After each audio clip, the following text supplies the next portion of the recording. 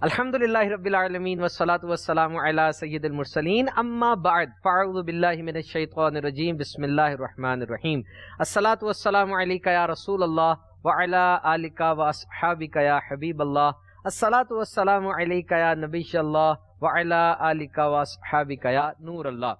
فرمان مصطفیٰ صلی اللہ تعالی علیہ وسلم، جو مجھ پر ایک دن میں 1000 بار درود پاک پڑھے گا وہ اس وقت تک نہیں مرے گا جب تک جنت میں اپنا مقام نہ دیکھ لے۔ صلو علی الحبیب صلی اللہ تعالی علی محمد۔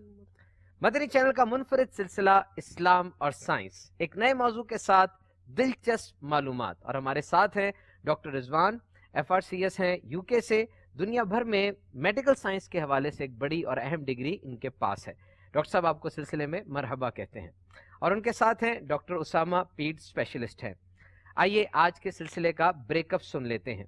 سب سے پہلے ہوگا ٹوڈیز کوئز، یعنی ایک سوال کریں گے ہم ڈاکٹر رضوان سے اور ڈاکٹر اسامہ سے، اور MCQ کی صورت میں ان سے کوشچن کا آنسر لیں گے، اور اس کے بعد تفسیر قرآن صراط الجنان سے برکتیں بھی حاصل کریں گے، اپنے مین ٹاپک پر ڈسکشن کریں گے، اور آج کا مین ٹاپک ہے بہت ہی انٹرسٹنگ اور ایک ایسی چیز جس سے تقریباً ہر ایک کو واسطہ پڑتا ہی ہے، اور وہ ہے میڈیسن، یعنی دوائیاں۔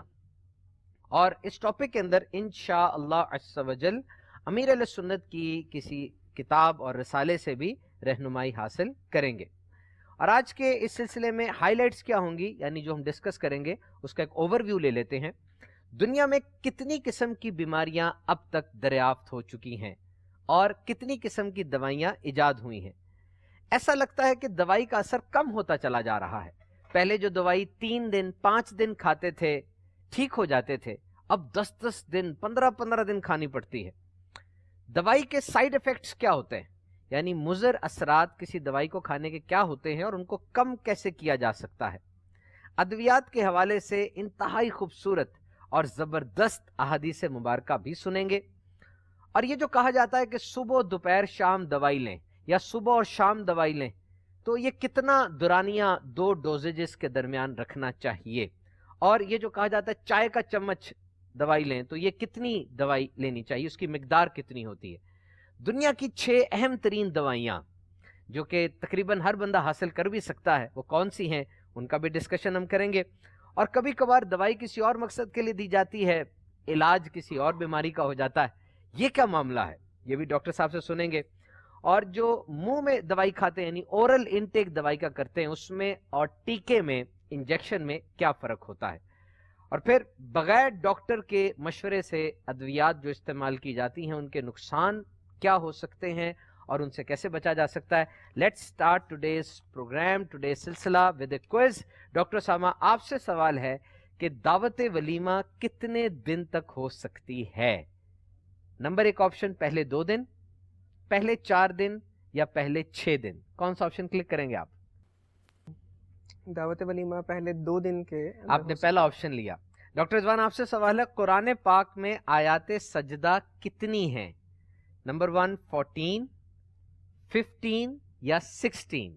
کون سا آپشن کلک کریں گے آپ؟ نمبر 1 14۔ آپ دونوں نے نمبر 1 آپشن کلک کی، and we will reveal the answer later in the program. Madani channel کے ناظرین، اچھی صحت کا حصول ماضی، حال اور مستقبل میں بھی انسان کا ایک اہم گول، خواہش اور کوشش رہی ہے اور رہے گی۔ اس کے لیے دوائی اور صحت، اس کی تاریخ بہت پرانی ہے۔ ڈاکٹر سامہ، دوائی کی کیا اہمیت ہے؟ What is the importance of medicine? دیکھیں، دوائی کی تاریخ بہت پرانی ہے۔ جب سے انسان کے جسم میں بیماری یا درد، کوئی ایسی کیفیت ہونے شروع ہوئی، تب سے ہی دوائیوں کا کانسیپٹ سٹارٹ ہو چکا تھا۔ تو پہلے حکماء، حکیم جو ہوتے تھے، وہ ساری سے بات دوائیوں کے ایکسٹریکشن کے جو ویز تھے، دوائی حاصل کرنے کے جو ذرائع تھے، دوائی بنانے کے جو طریقے تھے، اس دور میں کچھ اور تھے، اور اب چونکہ کافی اس میں ایڈوانسمنٹ ہو چکی ہے، تو اب دوائیاں بنانے کے، ایکسٹریکٹ کرنے کے طریقوں میں فرق آ چکا ہے۔ مگر دوائی کا کانسیپٹ کسی خاص بیماری کے لیے ایک خاص چیز کا ایک خاص مقدار کے اندر ایک خاص وقت کے وقفے کے ساتھ استعمال کرنا، یہ دوائی کا جو کانسیپٹ ہے یہ بہت پرانا ہمارے پاس چلا آ رہا ہے۔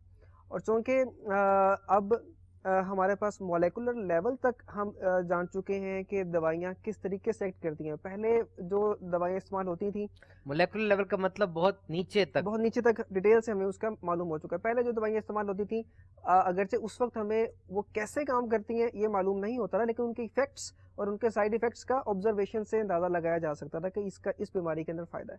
اب ان دوائیوں کا کچھ دوائیاں ایسی بھی ہیں جو بہت پرانی ابھی تک استعمال ہو رہی ہیں کیونکہ ان کے فائدے ہیں, تو ان کا کیسے ایکٹ کرتی ہیں یہ بھی معلوم ہو چکا ہے. اور پھر اس کو دیکھتے ہوئے اور بھی کئی دوائیاں جو ہے نا وہ ایجاد کی گئی ہیں. ڈاکٹر رضوان, جس طرح ڈاکٹر اسامہ نے ارشاد فرمایا, تو یہ جو دوائیاں ہوتی ہیں کیا ان کو خوراک اور ڈائٹ کا حصہ کہا جا سکتا ہے یا پھر یہ الگ سے کوئی چیز ہے؟ دوائیاں بیسیکلی الگ سے ہی ایک چیز ہے, ان کو خوراک کا حصہ تو نہیں آپ کہہ سکتے. دوائیاں عام طور پہ اپنے سائیڈ افیکٹس کے ساتھ آتی ہیں which are dependent on the dose. کچھ ایسی دوائیاں جو کہ جن کے سائیڈ افیکٹس ڈوز ڈیپینڈنٹ ہوتے ہیں, کچھ ایسی دوائیاں یعنی وہ جتنی مقدار میں لی جا رہی ہے مقدار کم یا زیادہ ہو جائے تو اس کا جسم پر ایڈورس افیکٹ ہوتا ہے, اور آبویسلی یہ خوراک کا حصہ نہیں ہے.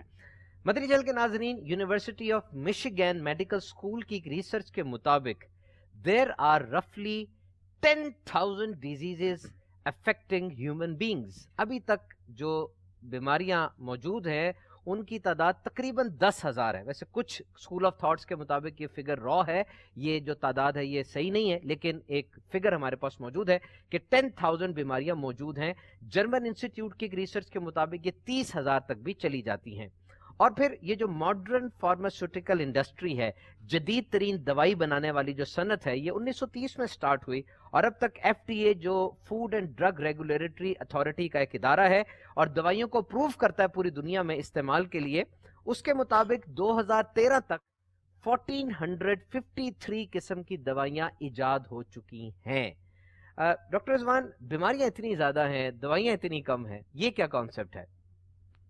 بیسیکلی کچھ دوائیاں بنیادی طور پہ ایسی ہیں جو کہ ایک سے زیادہ بیماری کے لیے آپ دے سکتے ہیں. مثال کے طور پہ پین کلرز جو نان اسٹیرائڈل اینٹی انفلیمیٹریز ہیں, بہت ساری دوائیوں کے لیے یوز ہوتی ہیں. Commonly I think one of the commonly used drugs non steroidal, جس کامن سادہ زبان میں مطلب سادہ جو کامن ایگزامپل ہے وہ بروفن ہے یا آئیبوپروفن ہے.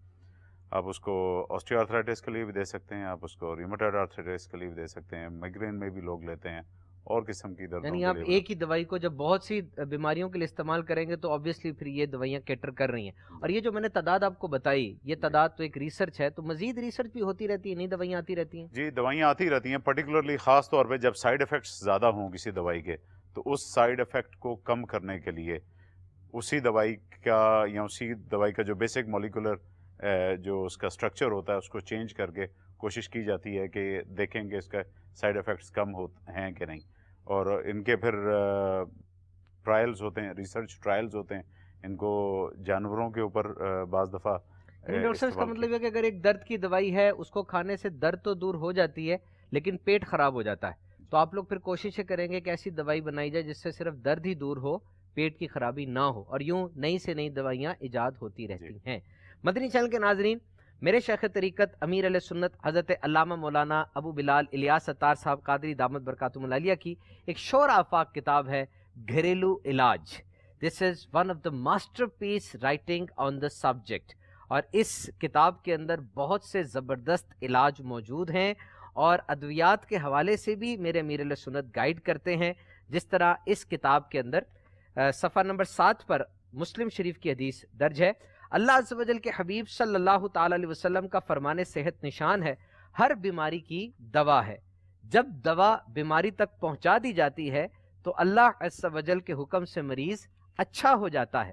میٹھے میٹھے اسلامی بھائیوں, یقیناً بڑھاپے اور موت کے سوا ہر بیماری کا علاج ہے. ہاں, یہ بات الگ ہے کہ کئی امراض کا علاج ڈاکٹرز اب تک دریافت نہیں کر پائے, لہٰذا یہ کہنے کے بجائے کہ فلاں مرض کا علاج نہیں ہے, مناسب یہ ہے کہ یوں کہا جائے کہ ہمارے پاس اس بیماری کا علاج نہیں, یا ڈاکٹرز ابھی تک اس مرض کا علاج دریافت نہیں کر سکے.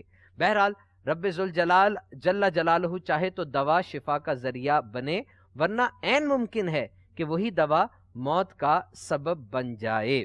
اس کے علاوہ مفسر قرآن حکیم الامت حضرت مفتی احمد یار خان علیہ رحمت الحنان کے حوالے سے امیر علیہ سنت نقل فرماتے ہیں کہ جب اللہ عز و جل کسی بیمار کی شفا نہیں چاہتا تو دوا اور مرض کے درمیان ایک فرشتے کے ذریعے آڑ کر دیتا ہے، جس کی وجہ سے دوا مرض پر واقع نہیں ہوتی۔ جب شفا کا ارادہ ہوتا ہے تو وہ پردہ ہٹا دیا جاتا ہے، جس سے دوا مرض پر واقع ہوتی ہے اور شفا ہو جاتی ہے۔ ڈاکٹر صاحب واقعی ایسا تو ہوتا ہے، اور یہ تجربہ تو ہے کہ دوائی ہر بار اس طرح سے اثر نہیں کرتی جس طرح بک ہمیں بتاتی ہے، یا جو چیز ہم نے ایکسپیرینس سے لی ہوتی ہے، ٹوسٹ ہو جاتا ہے کچھ ہو جاتا ہے۔ ایسا آپ کے ایکسپیرینس میں ہوگا؟ اس میں صورتحال یہ کامن ایگزامپل جو ہے عام طور پہ آپ دیکھتے ہیں کہ اینٹی بایوٹکس جو ہیں اتنی فریکوینٹلی استعمال کی جاتی ہیں، بیجا ان کا استعمال کیا جاتا ہے۔ یہاں پہ اوور دا کاؤنٹر ہی ایک طرح سے آپ سمجھیں کہ اویلیبل ہیں، لوگ جاتے ہیں پوچھتے ہیں جی ہمیں یہ والی اینٹی بایوٹک دے دیں، اور جبکہ اس کی واقع میں ضرورت بھی نہیں ہوتی۔ کچھ چند انفیکشنز ایسی ہوتی ہیں جو کہ بیکٹیریل نہیں ہوتی، وائرل ہوتی ہیں، اور وہ خود ہی ٹھیک ہو جاتی ہیں۔ لیکن پیشنٹس کیونکہ سیلف میڈیکیشن کرتا ہے تو اس اینٹی بایوٹک کے اگینسٹ بیکٹیریا ریزسٹنٹ ڈیولپ کرتے ہیں، جو جراثیم ہیں وہ مدافعت پیدا کر لیتے ہیں۔ اگر وہی دوائی اب آپ دوبارہ لیں کچھ عرصے کے بعد تو اس کا افیکٹ، اس کا اثر اتنا زیادہ نہیں ہوتا۔ تو ایسے لگتا ہے کہ شاید دوا اثر نہیں کر لی، لوگوں کے ذہن میں یہ بھی خیال آتا ہے کہ غالباً یہ نقلی دوا ہے، جبکہ وہ دوا نقلی نہیں ہوتی، باڈی کی ریزسٹنس جو بیکٹیریا ان کی ریزسٹنس ڈیولپ ہوئی ہوتی ہے۔ تو ڈاکٹر صاحب جس طرح ڈاکٹر رضوان نے فرمایا کہ یہ جو دوائی اوور یوز کی جاتی ہے یا مس یوز کی جاتی ہے تو اس حوالے سے بیکٹیریل ریزسٹنس پیدا ہو جاتی ہے اور وہ دوائی اس طرح اثر نہیں کر رہی ہوتی، اس بارے میں آپ کچھ فرمائیں گے؟ دیکھیں بیسیکلی ہر دوائی کے جراثیم کو مارنے کا ایک میکانزم ہوتا ہے، کہ مثال کے طور پہ ایک بیکٹیریا ہے، اس کے ارد گرد ایک اس کی حفاظت کے لیے سیل وال ہوتی ہے، اس کا ایک سٹرکچر ہے۔ مثال دے رہا ہوں کہ کچھ دوائیاں ہیں وہ اس کو جا کے ختم کر دیتی ہیں۔ اب آپ نے دوائی کم مقدار میں دی، کم ڈوز میں دی، یا جب اس کی ضرورت ہی نہیں تھی اس وقت آپ نے دی، تو وہ بیکٹیریا اس دوائی کے میکانزم کے خلاف کوئی ایسا انزائم اپنے اندر بنا لیتا ہے کہ اگلی مرتبہ اب وہ دوائی جب آئے گی تو وہ اس کا مقابلہ کرنے کے لیے تیار ہوگا۔ مثال کے طور پہ اس کو اتنا ٹائم مل جاتا ہے کہ میں اپنے آپ کو اس دوائی سے بچانے کے لیے کچھ اپنے اندر چینجنگ لے آؤں۔ جیسے انسان ہے اگر سردی کا موسم آئے گا تو کپڑے پہن لے گا، اپنے آپ کو بچائے گا، اسی طرح ہر جاندار کے اندر یہ چیز یعنی یہ موجود ہے۔ بیکٹیریا جو ہے وہ وہ جو دوائی اس کو مارنے کے لیے ہم بنا رہے ہیں اس نے اس کے خلاف ہتھیار بنا اس کے لیا۔ خلاف اس کو ہتھیار بنانے کا وقت مل جاتا ہے۔ تو اس طرح سے کیا ہوتا ہے کہ ہلکا پھلکا گلا خراب ہونا جو کہ عام طور پہ وائرل ہوتا ہے خود بخود ٹھیک ہو جاتا ہے، اس کے لیے ہم اتنی ہیوی قسم کی اینٹی بایوٹکس خود ہی لے لیتے ہیں۔ چھوٹا سا بچہ ہے، اس کا ذرا سی چھینک آئی نہیں تو ماں نے اس کو جو ہے نا وہ بڑی ہیوی قسم کی اینٹی بایوٹک گھر میں پڑی ہوئی تھی، اس کو 2 چمچ پلا دی اور بعد میں پھر مزید پلائے بھی نہیں۔ تو یعنی کہ آپ بلا ضرورت اور بے جا استعمال یعنی کر اینٹی کے بایوٹک دوائی جو ہے اس کا اوور یوز بھی غلط ہے اور یہ کم یوز بھی غلط ہے۔ آپ نے فرمایا 2 دفعہ پلائی پھر پلائی مطلب نہیں، جہاں پہ ضرورت نہیں تھی ایک تو وہاں پلا دی، پھر اس کی جو پراپر ڈوز تھی وہ اس میں بھی نہیں دیا۔ تو جو تو جراثیم، پراپر ڈوز کتنی ہوتی ہے اینٹی بایوٹک کی؟ دیکھیں ہر اینٹی بایوٹک کی ڈفرینٹ ہوتی ہے اور یہ ایک ڈاکٹر ہی اس کو بتا سکتا ہے کہ، اور ہر بیماری میں بھی اس کا اور فرق جتنی ہوتا ڈاکٹر بتائے گا اتنی پوری اتنی کرنی ہی- ضروری اتنی ہے، پوری کرنی 3 دن ضروری ہے۔ 5 دن 7 دن 15 دن جی 25 دن۔ جی۔ اب اس طرح کے غلط استعمال کی وجہ سے یہ ہو رہا ہے کہ اب پرانی دوائیاں جو ہیں ان کے اثرات کم ہوتے جا رہے ہیں، ان کا فائدہ کم ہوتا جا رہا ہے، نئی دوائیاں، نئی سے نئی دوائیاں، ہیوی سے ہیوی دوائیاں جو بنانے کی ضرورت پیش آ رہی ہے، اور کنٹینیوسلی جو ہے نا پہلے فرسٹ جنریشن ہوتی تھی، پھر سیکنڈ، پھر تھرڈ، فورتھ جنریشن دوائیاں جو ہے نا وہ آ چکی ہیں۔ تو اینٹی بایوٹکس کے اندر یہ بہت زیادہ جو ہے نا مسئلہ یعنی اس کا دیکھنے میں آ رہا ہے۔ مطلب یہ ہوا مدنی چینل کے ناظرین جو دونوں ڈاکٹر کی باتوں سے ہم نے ایکسٹریکٹ کیا، ایک تو اوور یوز اور مس یوز آف اینٹی بایوٹکس ہے، یعنی زیادہ یوز ہو رہی ہیں اور جہاں نہیں یوز ہونی چاہیے تھی وہاں یوز ہو رہی ہیں۔ دوسرا extensive use in agriculture and life stock, یہ بھی ایک وجہ بنتی ہے کہ آپ جانوروں کو اینٹی بایوٹک دوائیاں زیادہ کھلا رہے ہیں جو کہ الٹیمیٹلی انسانوں کے جسم پہ ہی آتی ہیں، اور availability of few new antibiotics کہ نئی ایجاد ہونے والی اینٹی بایوٹکس بھی کم ہیں۔ ڈاکٹر رضوان یہ جو کہا جاتا ہے صبح دوپہر شام دوائی دی جائے یا صبح اور شام دوائی دی جائے، اس سے کیا مراد ہوتا ہے؟ کتنا وقفہ اس میں ڈلتا ہے؟ دوائی جو ہم لیتے ہیں اس کی بیسیکلی ہاف لائف ہوتی ہے، تو ہاف لائف کسی کی 4 گھنٹے، کسی کی 6 گھنٹے، کسی کی 2 گھنٹے، ڈیپینڈ کرتا ہے۔ تو یہ صبح دوپہر شام والا کنسیپٹ ہر جگہ آپ اپلائی نہیں کر سکتے۔ چند دوائیاں ایسی ہیں جن کی ہاف لائف جو ہے وہ اتنی کم ہوتی ہے کہ آپ اس کو ایکسیپٹ کر سکتے ہیں، لیکن آئیڈیلی اسپیکنگ حقیقت میں ہونا یہ چاہیے کہ آورلی آپ دیں، اور اگر آپ صحیح معنوں میں اس کا نسخہ پڑھیں تو اس میں لکھا ہوتا ہے 6 آورلی ہر 6 گھنٹے بعد، یا 8 آورلی 8 گھنٹے بعد، یعنی یا یہ 12 صبح آورلی دوپہر شام نہیں، گھنٹوں کا ہونا جی چاہیے صاحب۔ گھنٹوں کا ہونا چاہیے۔ اور اس میں پھر جب آپ اینٹی بایوٹک کی بات کرتے ہیں تو اس میں اینٹی بایوٹکس میں کچھ ایسی بھی ہیں جو کہ آپ دن میں 3 یا 4 دفعہ کی بجائے 2 دفعہ لیتے ہیں 12 آورلی. عام طور پہ مسئلہ ہوتا ہے رمضان شریف میں، اس میں کچھ اینٹی بایوٹکس ہوتی ہیں جو آپ 12 آورلی لے سکتے ہیں، لیکن جب جس طرح اس دفعہ سحری کا وقت اور افطاری کے وقت میں تو فرق اتنا 12 گھنٹے کا بنتا ہی نہیں تھا. جی اس میں پھر ڈیپینڈ کرتا ہے کہ آپ کو کتنی سخت ضرورت ہے اس اینٹی بایوٹک کی، کیونکہ ونس اے ڈے والی ایک دن والی اینٹی بایوٹکس بھی ہیں، لیکن یہ ڈیپینڈ کرتا ہے کہ آپ اس کی کتنی اشد ضرورت ہے. اگر آپ اتنے ہی بیمار ہیں کہ آپ وہ والی antibiotic once a day لے نہیں سکتے تو آپ مسئلہ شرعی مسئلہ پوچھ کر اور یہ روزے رمضان کے بعد بہت زبردست بات کی ڈاکٹر رضوان نے، انمول بات کی کہ شرعی مسئلہ پوچھ کر، یعنی ڈاکٹر سے تو آپ نے پوچھا ہے، اس کے ساتھ ساتھ ایک مفتی اسلام سے، بالخصوص دعوت اسلامی کا شعبہ دارالفتہ اہل سنت جہاں پر آپ فزیکلی بھی جا سکتے ہیں، ایک جگہ بنی ہوئی ہے جہاں پر مفتیان کرام علماء کرام تشریف فرما ہیں، آپ ان سے پوچھ سکتے ہیں. ٹیلی فون سروس بھی ہے، ان سے پوچھ سکتے ہیں کہ یوں دوائی کی اتنی اشد ضرورت ہے اور ڈاکٹر اتنا گیپ مجھے بتا رہا ہے تو میں کیا کروں. ڈاکٹر صاحب بچوں کے ڈاکٹر ہیں، یہ جو بچے کو سیرپ دیا جاتا ہے تو کہا جاتا ہے کہ یہ سیرپ ایک چائے کا چمچ پلا دیں، تو چائے کا چمچ یہ کوئی معیار ہے یا اس میں کوئی معیار ہوگا؟ اس کا کیا معیار اس کا ہوتا ہے؟ بیسیکلی چائے کا چمچ ہے ایز سچ، یہ تو صرف ایک آسانی کے لیے کہا جاتا ہے، ورنہ جو ہر بچے کے وزن کے مطابق جو ہے نا پر کے جی کے حساب سے دوائی کی ڈوز جو ہے وہ کیلکولیٹ کی جاتی ہے. اب اگر تو ماں باپ اتنے پڑھے لکھے ہیں کہ وہ سمجھ سکتے ہیں کہ 1 cc دینا ہے، 2 cc دینا ہے، 3 cc دینا ہے، 4 وہ تو اس حساب سے باقاعدہ میجر کر کے سرنج کے ساتھ بچے کو پلایا جائے. اگر وہ اس طرح سے وہ نہیں کر سکتے تو پھر آسانی کے لیے ان کو بتایا جاتا ہے کہ آپ 1 چائے کا چمچ دے دیں یا آدھا چائے کا چمچ دے دیں یا پونا چمچ دے دیں. تو اس میں 1 چائے کے چمچ سے عام طور پہ مراد 5 cc مراد ہوتی ہے عام طور پہ. تو مگر چونکہ اب چمچ تو کسی گھر میں چھوٹا ہوگا، کسی گھر میں بڑا ہوگا، تو کسی گھر میں اس سے بھی بڑا ہوگا. اب کوئی چائے چھوٹے چمچ سے استعمال چینی ڈالتا ہے، کوئی بڑے چمچ سے چینی ڈالتا ہے. تو اس میں ایسا ہم اس کو اسٹینڈرڈ نہیں بنا سکتے. اسٹینڈرڈ جو ہے وہ پراپر پر ایم ایل جو ہے نا، یعنی کہ ایک سیرپ ہے اس کا آپ نے 3 cc دینا ہے، 3.5 cc دینا ہے، 5 cc پورا دینا ہے، یا آپ نے 7 cc پر cc کے حساب سے اس کی ڈوز کیلکولیٹ کر کے آئیڈیلی یہ دینی چاہیے. اس کا مطلب تو یہ ہوا کہ اگر ایک بچہ 8 سال کا ہے لیکن اس کی گروتھ اچھی ہو گئی ہے اور وہ 10 سال کا ہے، 12 سال کا لگ رہا ہے، تو آپ اس کو 8 سال والی ڈوز نہیں دیں گے بلکہ اس کے وزن کے حساب سے دیں گے. بالکل. دیکھیں بعض اس کا مطلب تو والدین کو اپنے بچوں کا وزن کرا کے رکھنا چاہیے تاکہ ڈاکٹر کے ساتھ کاؤنسلنگ ہو جائے. ہم تو ہمارے پاس تو جو کہ بچوں کے ساتھ ہوتا ہے سارا کا سارا، تو وہ بچے کا تو ہم ویٹ ہر بچے کا کرتے ہیں، کیونکہ ظاہر سی بات ہے ہم نے پریسکرپشن لکھنی ہے، تو یہ پریکٹس ہے کہ ہم نے ویٹ کر کے اس کے مطابق ہی اس کو دوائی جو ہے نا پریسکرائب کرنی ہے. اور دوسری بات یہ کہ بعض ماں باپ کے لیے تو اولاد بچی رہتی ہے، لیکن اب وہ بچے کا وزن ہو گیا ہے 35 کلو 40 کلو، تو پھر اس پہ تو پھر اس کو بعض دوائیاں جو 40 کلو سے اوپر ایڈلٹ ڈوز ہی چلتی ہے. ٹھیک ہے نا، بچہ 12 سال کا ہے لیکن اس کا ویٹ جو ہے نا وہ 40 kg کراس کر گیا ہے، تو اس صورت میں پھر ہمیں اس پہ جانا، کیونکہ ایک اپر لمٹ ہوتی ہے اس سے ہم کراس نہیں کر سکتے پر کے جی کے حساب سے، پھر وہ ایڈلٹ ڈوز پہ چلا جاتا ہے. ڈاکٹر صاحب یہ جو اسامہ نے بتایا ابھی کہ وہ بچہ اب بڑا ہو، یعنی 35 کلو کا اس کا وزن ہے اور ہم اس کو بچہ سمجھ کے دوائی دے رہے ہیں، تو یہ دوائی کی کم مقدار جا رہی ہے، تو یہ دوائی کی کم مقدار جانا بھی غلط ہوتا ہے؟ جی یہ بھی غلط ہو سکتا ہے. ڈرگ کی اپروپریٹ ڈوز ہوتی ہے، اس کی ملی گرامز پر کے جی باڈی ویٹ ہوتی ہے.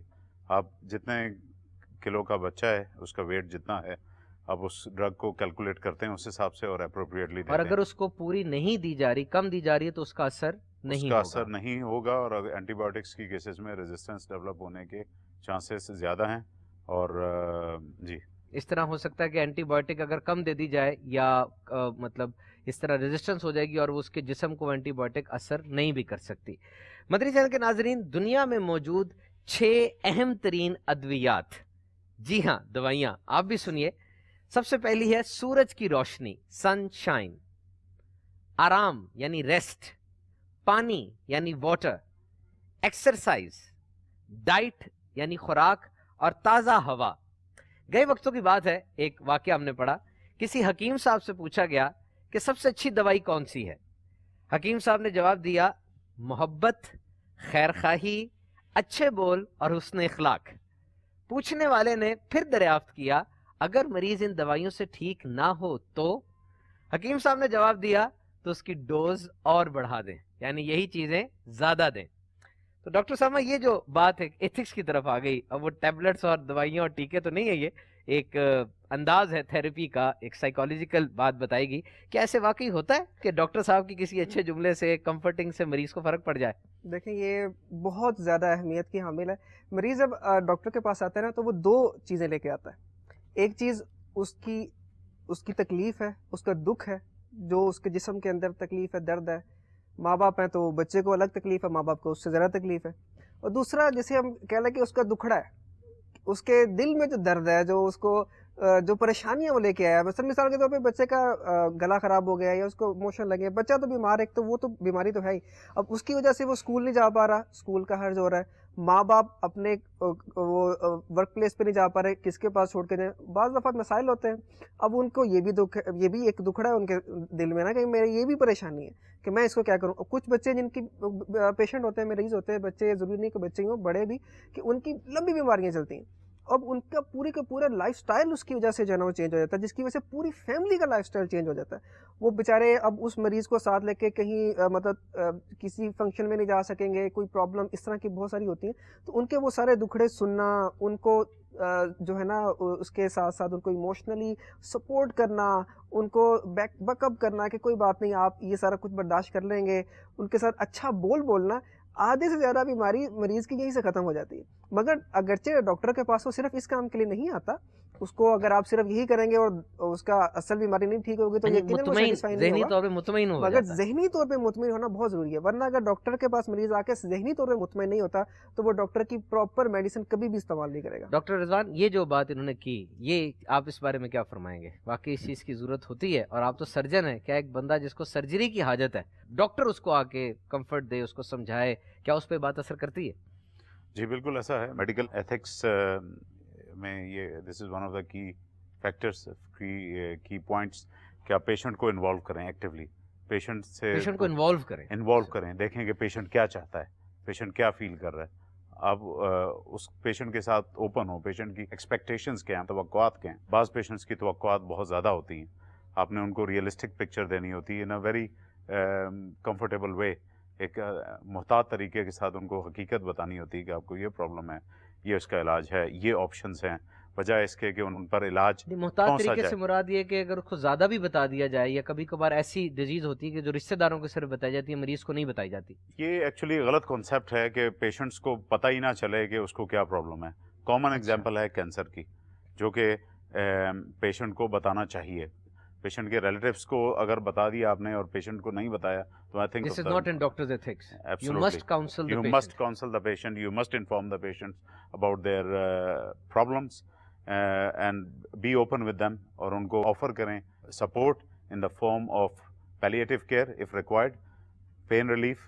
اور in reality حقیقت میں تو یہ ہے کہ ڈیولپڈ کنٹریز میں جب پیشنٹ ایمرجنسی میں آتا ہے تو سب سے پہلے نرس، جب اس کو پتہ چلتا ہے کہ پیشنٹ اس چیز کے لیے آیا ہے تو اس کو پین آفر کرتی ہے کہ آپ کو پین ریلیف تو نہیں چاہیے، کوئی پین کلر چاہیے. I think this is one of another thing which medical ethics میں ہے، جو کہ یعنی اس کا مطلب یہ ہوا کہ پیشنٹ کو کاؤنسل ضرور کرنا چاہیے. جی پیشنٹ کو کاؤنسل ضرور کرنا چاہیے. مدری چینل کے ناظرین، آج سے تقریباً 1400 سال پہلے مدینہ شریف میں جو عظیم الشان انقلاب آیا، that was not the revolt of wealth sword. یہ تلوار اور دولت کا انقلاب نہیں تھا، بلکہ یہ علم کا انقلاب تھا. اور جو شمع مدینہ شریف میں جلائی گئی، اس کی روشنی پوری دنیا میں پھیلتی چلی گئی. انجینئرنگ انفراسٹرکچر کے لیے ضروری ہوتی ہے، کامرس انکم مینجمنٹ کے لیے ضروری ہوتی ہے، لیکن میڈیکل سائنس یہ وہ شعبہ ہے جس سے ہر خاص و عام کو واسطہ ہوتا ہے. اب ظاہری بات ہے، ڈیزیز کا جو پیٹرن آج ہے، بیماریوں کا جو انداز آج ہے، پہلے تو ایسا نہیں ہوتا ہوگا. ہزاروں سال پہلے سہولیات بھی کم ہوں گی، لیکن آج پیٹرن بھی ڈیفرنٹ ہے اور کیور کا انداز بھی ڈیفرنٹ ہے. میرے آقا صلی اللہ تعالی علیہ وسلم نے ارشاد فرمایا، اللہ نے کوئی بیماری نہیں اتاری مگر یہ کہ اس کی شفا بھی اتاری ہے. جاننے والا اسے جانتا ہے، نہ جاننے والا نہیں جانتا. اس میں علاج کی تلاش کی ترغیب ہے. And history is evident that Muslims have done great in the field of pharmacology. انسانی تاریخ اس بات کی گواہ ہے کہ مسلمانوں نے دوائیوں کی صنعت میں بہت زیادہ کارہائے نمایاں سر انجام دیے. ڈاکٹر صاحب، ہمارے سلسلے کا وقت ختم ہو رہا ہے. میں نے آپ سے سوال کیا تھا کہ دعوت ولیمہ کتنے دن تک ہو سکتی ہے، آپ نے جواب دیا پہلے 2 دن، اور آپ کا جواب درست ہے. ڈاکٹر رضوان سے جواب سوال کیا گیا تھا قرآن پاک میں آیت سجدہ کتنی ہے؟ آپ نے فرمایا 14 and your answer is also correct. اب آخر میں ہم ایک یہ چیز پوچھتے چلے جاتے ہیں. ڈاکٹر صاحب پہلے آپ نے سب سے بتایا تھا, وہ میرے ذہن میں رہ گئی تھی, وہ پوچھ لیتے ہیں. کچھ لوگوں کی تو ڈائٹ میں میڈیسن شامل ہو جاتی ہیں, مثال کے طور پہ بی پی کے پیشنٹس ہیں, بلڈ پریشر ہائی ہوتا ہے ان کو, شوگر کے پیشنٹس ہیں, اور بھی بیماریاں آپ کے ذہن میں ہوں گی, تو اب وہ ڈائٹ کے ساتھ لیں اور اس کو ڈائٹ سمجھیں, کیونکہ تاکہ سستی نہ ہو سکے. ایک دفعہ سستی ہوگی تو کام تو بہت آگے نکل جاتا ہے. اس میں ضروری چیز یہ ہے کہ بلڈ پریشر اور ڈائبٹیز بھی, اب تو نئی ریسرچ یہ کنفرم کر رہی ہے کہ اگر آپ ویٹ لوز کریں تو آپ کی you may not need treatment for diabetes. جو ڈائٹ کنٹرول ڈائبیٹکس ہیں وہ ڈائٹ سے کر سکتے ہیں اپنے. اور بلڈ پریشر بھی پیشنٹس کا, جن پیشنٹس کا بلڈ پریشر ہائی ہوتا ہے, اگر وہ ایکسرسائز کریں, وزن کم کریں, تو ان کا بلڈ پریشر نارمل رینج میں آ سکتا ہے. دوائیوں سے جان چھوٹ سکتی ہے. دوائیوں سے جان چھوٹ سکتی ہے, بالکل. اور ایک نئی ریسرچ جو کہ ابھی ریسنٹلی غالباً کیمبرج میں جی ہوئی, پچھلے 5-1 سال میں پبلش ہوئی, اور اس پہ کام بھی ہوا اور پھر یوز بھی ہو رہی ہے. وہ یہ کہ اگر پیشنٹ اپنی ڈائٹ 650-700 کیلوری کی رینج میں کم کر لے, ٹوٹل کیلوری انٹیک 650-700 کیلوریز ہوں میکسیمم, ان کا جو پیری پینکریاٹک فیٹ ہے, جو لبلبے کے آس پاس جو چربی جمی ہوئی ہے, وہ پگھلنی شروع ہوتی ہے, اور ان کی انسولین کی مقدار لبلبے سے زیادہ ہوتی ہے, نکلتی ہے, جس کی وجہ سے ان کو باہر سے دوائیاں کھانے کی ضرورت نہیں پڑتی. ڈاکٹر صاحب وہ پرہیز علاج سے بہتر ہے, یہ ریسرچ اب ثابت کر رہی ہے. اور یہ خوراک کا دھیان رکھا جائے, ایکسرسائز کا دھیان رکھا جائے, تو یہ جو میں نے آپ سے عرض کیا کہ ڈائٹ کا حصہ بن جاتی ہیں, اس سے بھی جان چھڑانا آسانی ہو سکتی ہے. ڈاکٹر صاحبہ, ایک پلیسیبو افیکٹ ہوتا ہے. پلیسیبو افیکٹ یعنی ایک بندہ ہے, وہ مطلب اپنے آپ کو مریض بتا رہا ہے جبکہ آپ کو پتا ہے مریض نہیں ہے وہ. کیا اس کا تھوڑا سا آپ ارشاد فرمائیں گے؟ دیکھیے, اس میں بعض دفعہ سائیکولوجیکلی پیشنٹ کے دماغ میں ہوتا ہے کہ مجھے کوئی مرض ہے, اور وہ بعض دفعہ یہ ہوتا ہے کہ نفسیاتی طور پہ بندہ بہت زیادہ اوور کنسرنڈ ہوتا ہے اپنے ہیلتھ کے حوالے سے, تو وہ کوئی بھی پرابلم ہوگی, ہلکی پھلکی سی بھی پرابلم ہوگی, تو وہ جو ہے نا ڈاکٹر کے پاس آ جائے گا. اب اس طرح سے بعض دفعہ پیشنٹ کو سیٹسفائی کرنے کے لیے پلیسیبو ڈرگز ہوتی ہیں, یعنی کہ وہ ایک سیرپ ہوگا یا ایک میڈیسن ہوگی جس کے اندر در حقیقت کوئی ایسی چیز نہیں ہے, کوئی دوائی نہیں ہے جو کسی خاص بیماری میں استعمال ہوتی ہے, بلکہ اس میں کوئی ایسی چیز ہے کہ جو عام خوراک کا حصہ ہوتی ہے. جیسے مثال کے طور پہ اس میں کوئی ہم جو کھاتے ہیں, کوئی فلور ہے, کوئی آٹا وغیرہ, کوئی اس طرح کی چیز سے وہ مل کر وہ بنائی گئی ہوتی ہے, تو وہ پیشنٹ کی سیٹسفیکشن کے لیے اس کو دی جاتی ہے. ٹھیک ہے, تو اس میں اس کو مطمئن تب ہوگا کہ پھر دوائی کھائیے, میں دوائی میں کھاؤں گا. تو اس طرح سے جو ہے نا بعض دفعہ دی جاتی ہے. بعض دفعہ جب ہم ریسرچ کرتے ہیں اس میں ہم ایک دوائی کا ایفیکٹ جاننا چاہتے ہیں کہ اس کی وجہ سے کتنے مریضوں کو فائدہ ہو رہا ہے, تو ایک طرف ہم دیکھنا چاہتے ہیں کہ جو اگر یہ نہ دے گا تو کیا ہوگا. تو اس میں ہم پیشنٹ کو نہیں بتاتا کہ یہ دوائی جو ہے نا اس کے اندر کیا ہے, اس کو نہیں پتا کہ یہ اصل والی دوائی ہے یا یہ پلیسیبو ہے, تو وہ کھاتا ہے. تو اس طرح سے وہ اس کا جو اصل ایفیکٹ ہے وہ ہم جانچ لیتے ہیں کہ اس کی وجہ سے کیا آ رہا ہے. تو اس طرح سے اس کا دونوں جگہ پہ جو ہے نا استعمال, یعنی یہ ایک طریقہ ہے جو میڈیسن میں یوز کیا جاتا ہے اور ڈاکٹرز کو باقاعدہ سکھایا جاتا ہے. مدنی چینل کے ناظرین, درود و سلام کی کثرت کیجئے, نمازیں ادا کیجئے وقت کے اوپر, اور دعوت اسلامی کے مدنی ماحول سے وابستہ ہو جائیے. اب جتنا انسان اچھے ماحول کے قریب ہوتا ہے اس کے دل میں خوف خدا پیدا ہوتا ہے, عشق مصطفیٰ صلی اللہ علیہ وسلم پیدا ہوتا ہے, اولیاء سے محبت پیدا ہوتی ہے. اور یہ جس طرح سے بات ابھی ڈاکٹر صاحب نے فرمائی کہ یہ چیزیں, یعنی دوائی خود ایک اچھی چیز نہیں ہے, دوائی کو ضرورت کے وقت استعمال کیا جا رہا ہے. یہ ایسڈز ہوتے ہیں, ایسی چیزیں ہوتی ہیں جن کے مضر اثرات بھی ہوتے ہیں, اور ڈاکٹر دوائی تبھی دیتا ہے جس وقت وہ سمجھ لیجئے مجبور ہو چکا ہے کہ اب دوائی نہیں دی جائے گی تو اس کا علاج ممکن نہیں ہے. کوشش کیجئے, اپنا ذہنی سکون حاصل کیجئے, خوراک کا دھیان رکھیے, اور اچھی اچھی باتیں سیکھنے کے لیے دعوت اسلامی کے مدنی ماحول سے وابستہ ہو جائیے. مدنی چینل دیکھتے رہیے. اللہ رب العزت ہمیں دنیا اور آخرت کی بھلائیاں عطا فرمائے. صلو علی الحبیب صلی اللہ تعالی علی محمد وعلی آلہ وصحبہ وبارک وسلم.